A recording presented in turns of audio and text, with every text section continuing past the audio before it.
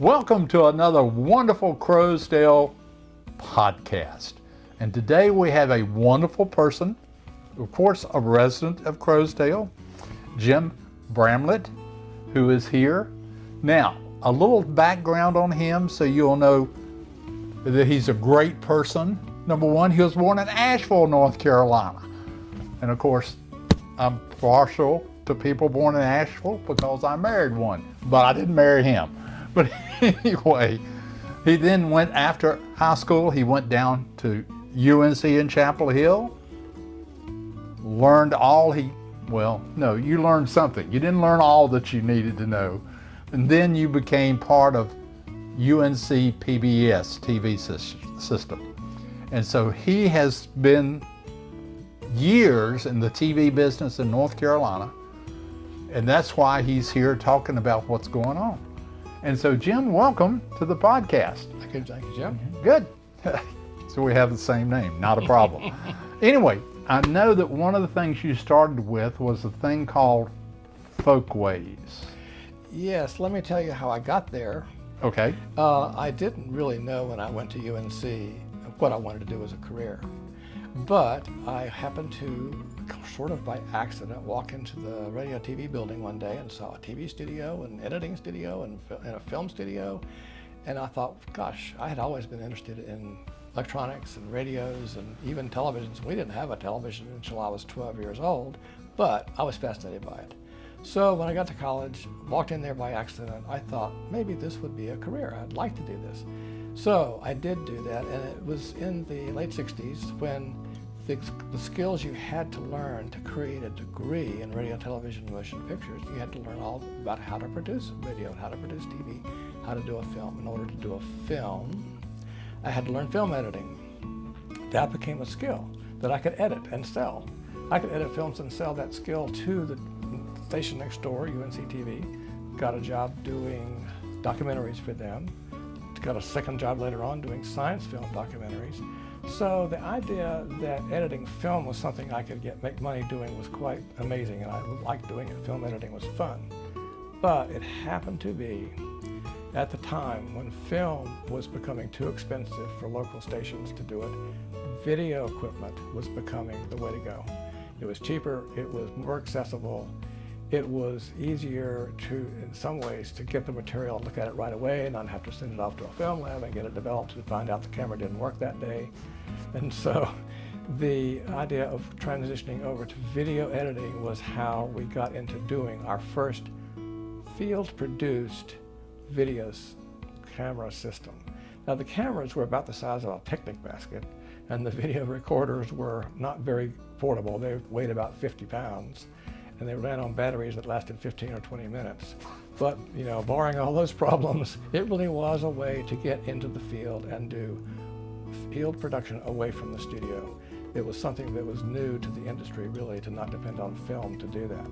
So what we did was decide to do a program about Appalachian folk arts.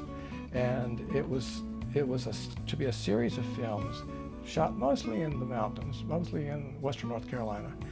We call the series Folkways because it was going to be about folk art. It was going to be crafts, it was going to be woodworking, instrument making, instrument playing, maybe pottery, any topic that would lend itself to being something of a folk art, something that maybe settlers even did when they came to this country to learn to make a living and provide for their family. It didn't necessarily have to be modern. It could be dating back to the way they did it in Europe and brought it to this country. So Folkways became the idea for that. The debut for this, of our first field production, was in 1982. So that was the primitive years of field folk production. If you look at the quality that has developed since then, you will notice quite a difference. But I have included in the programs that I have donated to the Crowsdale Library these early Folkways programs strictly from the fact of North Carolina history. We interviewed and found some amazing artisans that maybe the public did not know about, but were definitely a part of North Carolina history. They maybe learned it in their youth and came up and learned to do pottery or whatever it was, wood carving, as a way to support their family. And we met some amazing people that way. So the series that I have donated to the library, there's several different ones that it describes on the front of the box what's in there, and there's 3 of these available to see. They're not all of the series that's available, but it's all I have on DVDs, and it's all that we can check out at the library. Now don't forget, the library itself has a portable DVD player that you can check out. If you don't have one, you can check out a DVD player from the library to watch the shows. Now, in the case of the Folkways programs, UNT-TV was able to upload the programs to the PBS website. So if you don't have a DVD player or you can't watch them on here, if you have a computer that can play video like YouTube or anything, on the back of these boxes is a website that you can go to, type in exactly that link. It will take you to the PBS website to watch this program and all of the Folkways programs. But you don't have to be a member, you don't have to send them money, you don't have to do anything except just go to that website on your browser and find it. In the Folkways series, one of the more popular things we did was pottery. And so at one point we created a collection of all of the segments that related to pottery from many different potters, from down in Seagrove, from down in Jacktown, from other towns around North Carolina.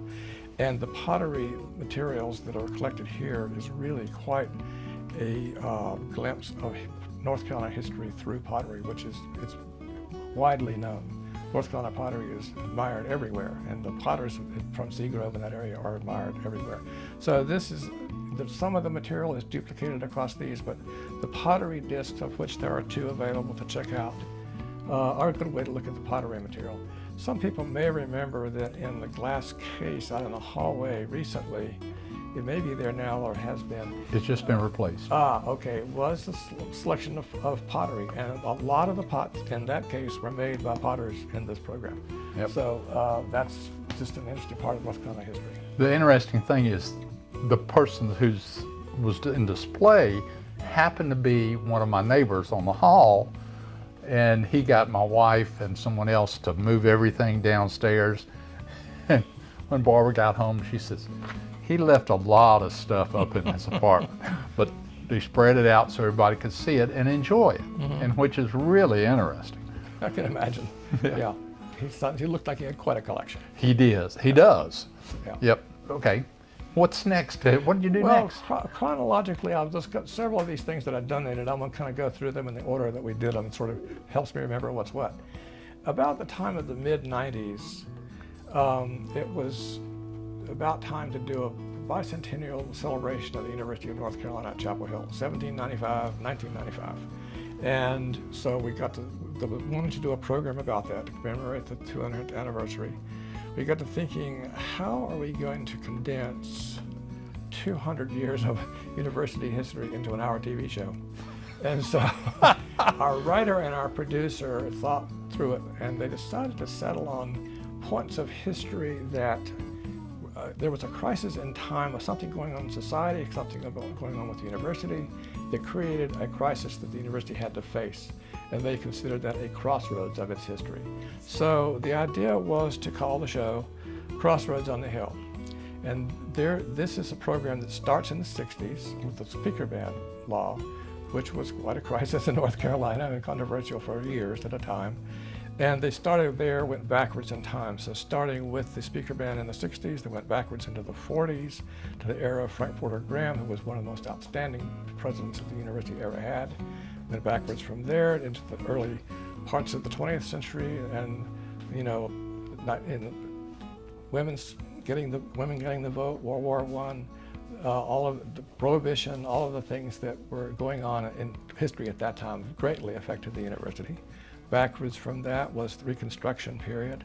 The university actually closed its doors for 4 years, beginning I think in 1871. The president sat in his office for 4 years. There were no students. He just sat there and did nothing. Finally, they were able to open it again. But it was a grim period after the war during Reconstruction. The Civil War itself was a major crisis because most of the students abandoned the campus and went to fight either side in the war. So those kinds of crossroads were the things they documented. And of course, going back to the beginning, 1795, the beginning of the university. The thing about this program that most people will maybe be interested to see is the amount of North Carolina history that is packed into it. Even if you're not interested in UNC Chapel Hill and don't know anything about it, the history in the program that really pertains to all of North Carolina that's I think the major accomplishment of the show. And it's my director Gary Morton spent months going through film archives, picture archives. Then he hired voice actors to go through and voice certain characters in history to express a sentiment or something that had to do with the history of the time. So that's the kind of thing that is contained a little bit over an hour. Hopefully people will find that entertaining, even though it's not exactly dated, even though it's about the whole past history that doesn't seem relevant today. Oddly enough, I think people will find things in there that are relevant today. A little bit of a backstory about how this was done. As we were doing voice actors to talk about some of the characters and voice their parts in the script, we kept thinking, who are we going to get to narrate this program? We were looking for voice actors to narrate it. For some reason, we got the idea to call up Peter Schickley, who was famous at the time, still is, I guess, as PDQ Bach. We just thought his voice, his tone of speaking, his way of delivery would lend itself to this program. So, oddly enough, he agreed to do it. He came to the studio, and the first time he read through the script, we agreed he would read it one time, and then we would read through it a second time, so we would have 2 takes of everything. He read through it the first time, and we sat in the control room listening to him, and our jaw just dropped, and we said, that's perfect. That's absolutely what we want. We don't need to do this a second time. But we got to the end, and he said, oh, no, let's do it again, let's do it again. So we read through it again, and every time he would do a paragraph, we would nod and smile and say, great. But every now and then he would stop and say, what if I emphasized this word? Or what if I said this instead? Or what if I paused here and then did the next sentence?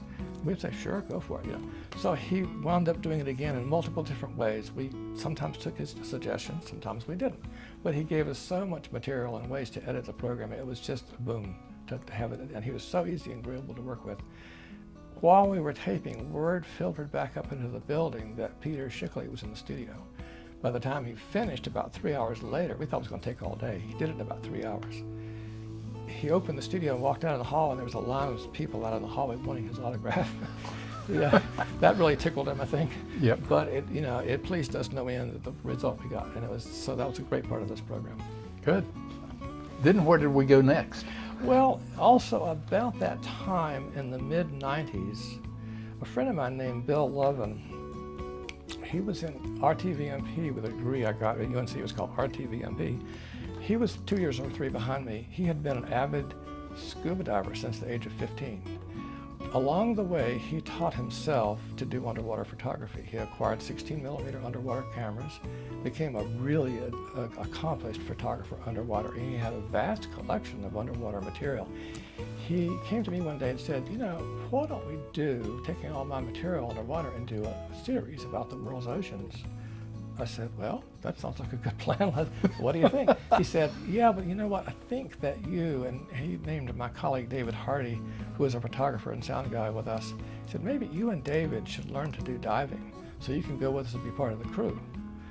And so we said, okay, and we took a 12-week dive course. We learned to dive. We got certified in underwater, open water diving off the coast of North Carolina.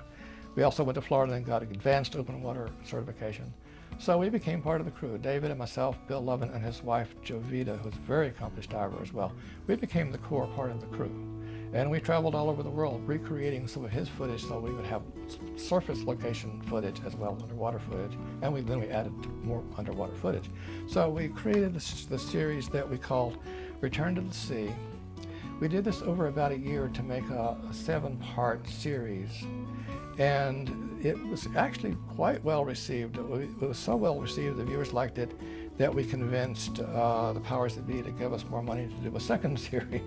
So we did 2 series over several different years, about 7 shows each.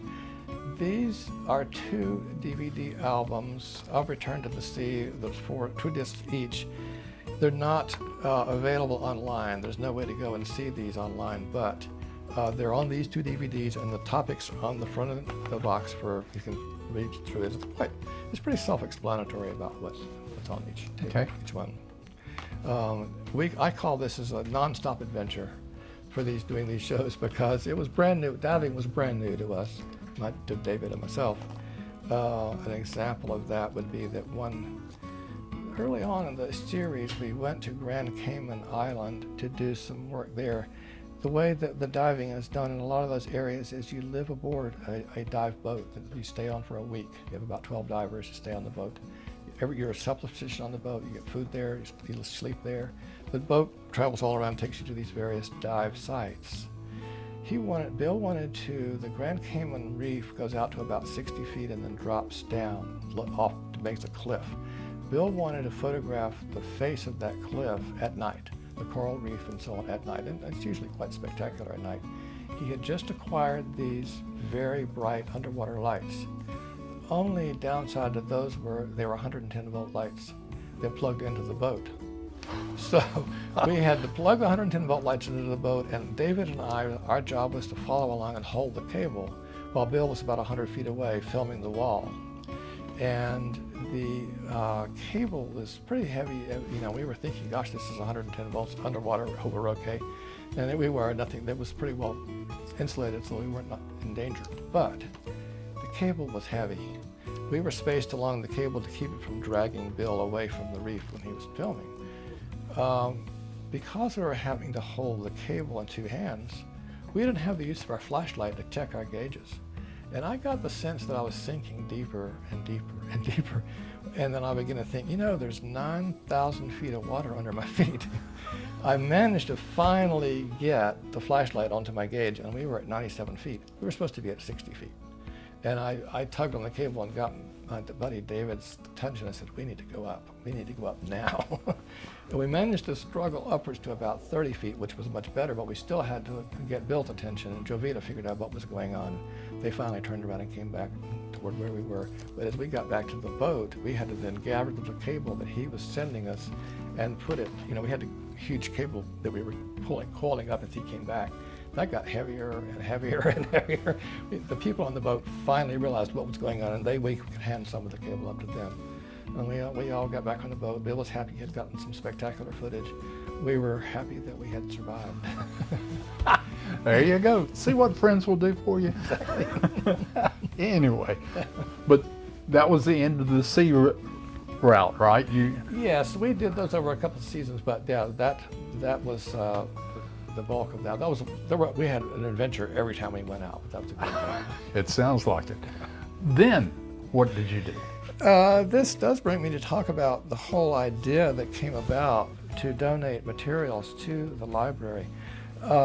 Greensboro artist William Mangum is famous for doing these giant format books, watercolor format books, and he has done this one that he called Carolina Preserves. The idea behind it is he would interview North Carolinians about stories they thought were appropriate things to preserve in or about North Carolina. So he would interview folks, and then he would create pictures to go with the interviews. And he interviewed many, many people, did many, many paintings. This is a massive book full of material like that. It's mind-boggling how much material is in here. He brought the idea of creating a television companion series of the book for UNC TV to do. This is a fundraiser for our festival program every year, raising money. So it seemed like a great idea. It was a very attractive idea at the time because it also came with very generous $500,000 of funding from Bank of America. And so that was a good reason to say yes. But it was also at the time that high definition television was just being introduced to the market. We didn't have any high definition equipment, and almost nobody was producing anything in high definition at the time. It was brand new. It was around the turn. It was about the year 2000, 2001. So the big generous grant from Bank of America allowed us to acquire the equipment, learn how to use high definition material, and to do the actual product of the show. We took a subset of the people in the book to be the people that we would focus on. And so it's certainly just a small subset of the people.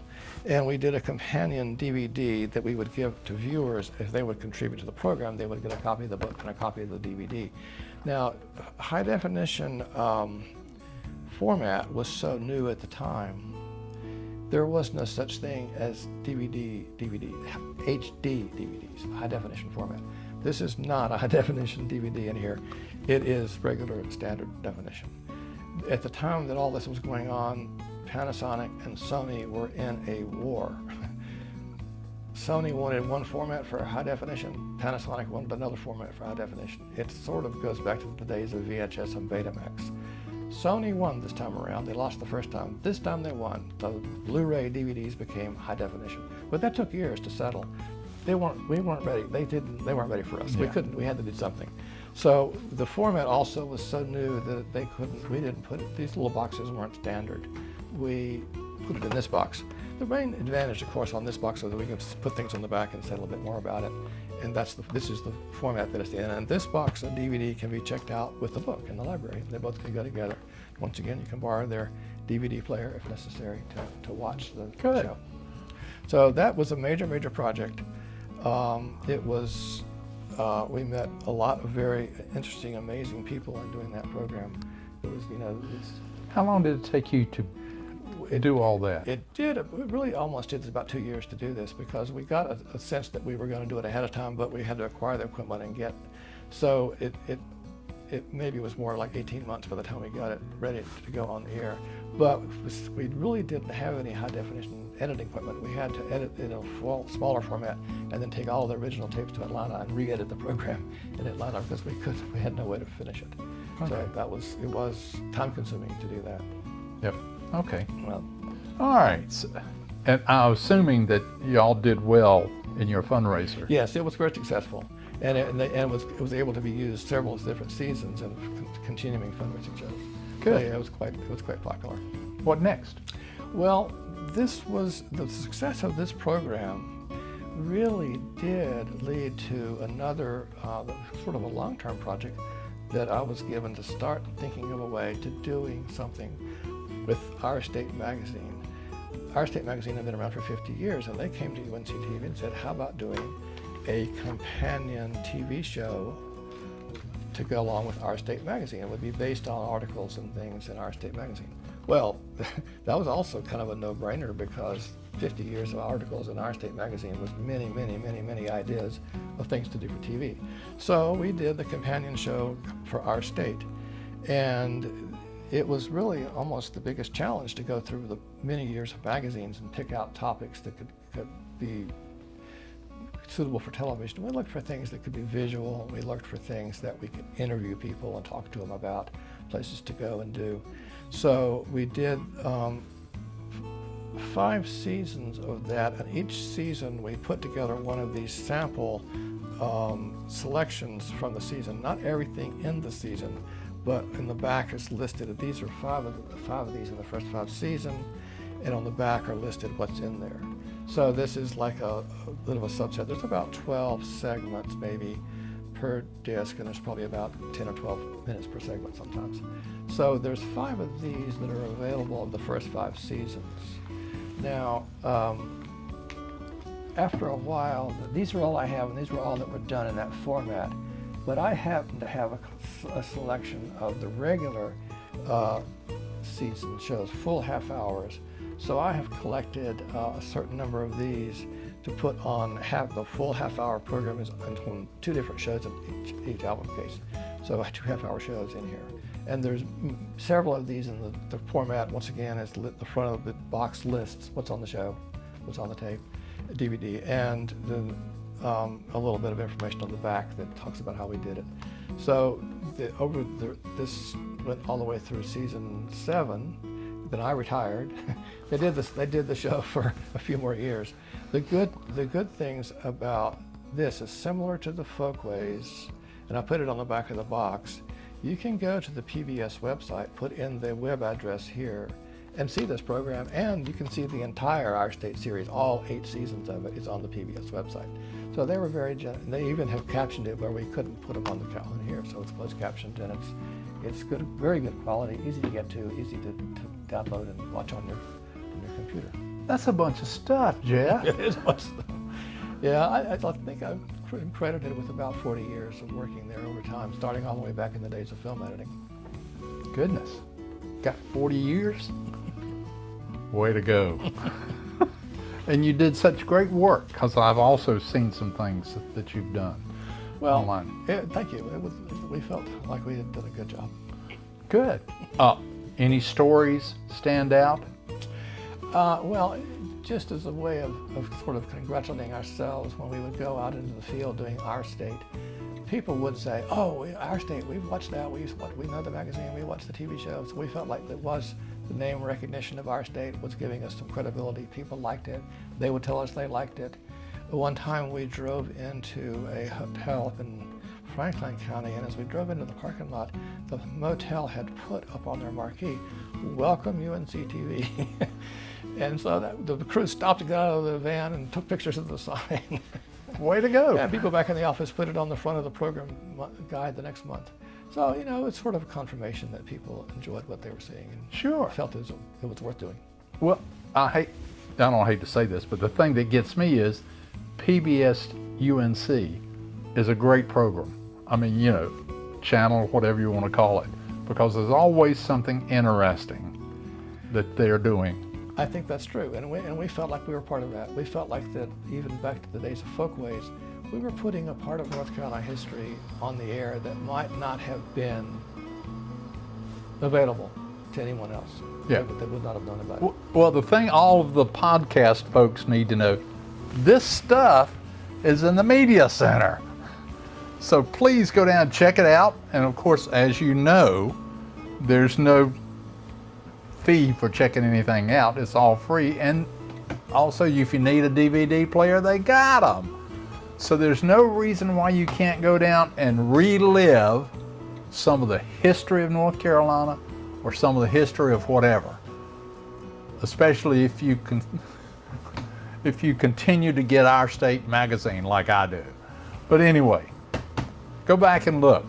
Jeff, thanks for coming. We appreciate what you've devoted to the library, because I know we can take it all back in a few minutes. Without a problem. You're welcome. Thank you. You did a great job. Okay, thank you very much. All right. Thank you, and look for us next month.